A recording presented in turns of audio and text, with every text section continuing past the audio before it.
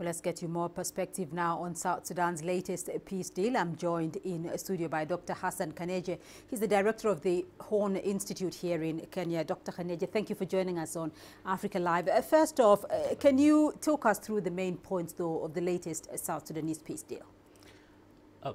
First of all, it is important to note that independent South Sudan has known more war than peace in its history of independence.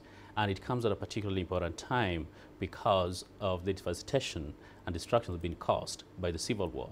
Now, this peace deal is particularly different in a number of ways. The first one is it's organic. And as President Kiir himself alluded to it, previous peace deals were perceived to have been forced on the parties.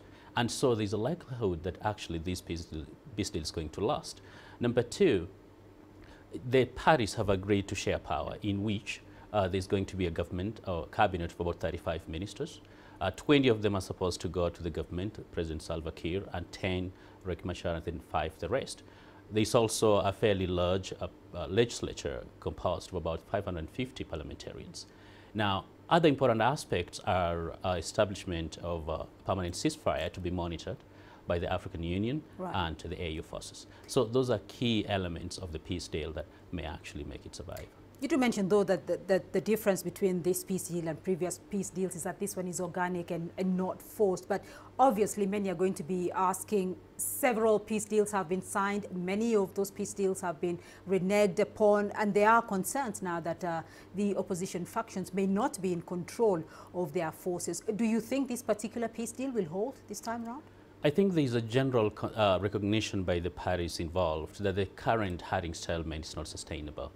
Both parties stand a lot to lose. There is a lot of international pressure with regard to sanctions, a threat of sanctions, that most of these parties, I think, they are at a point where they are actually going to commit to the peace deal. Now, there are, of course, other parties which feel left out, like the National Salvation Front, which is advocating for a federal system. But by and large, those tend to be much smaller parties with a lot less following than, let's say, the main parties in the theater.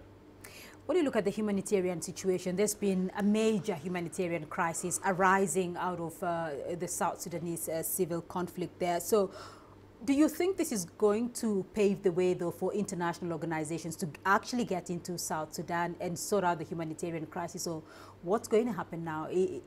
Is there going to be a path there for international organizations?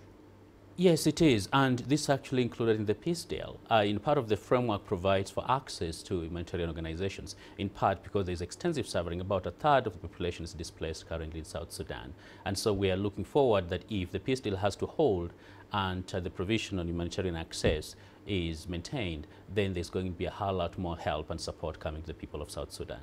All right, Dr. Hassan Khannenje, we'll leave it there for the moment. Thank you very much for joining us. Thanks for having me On the program.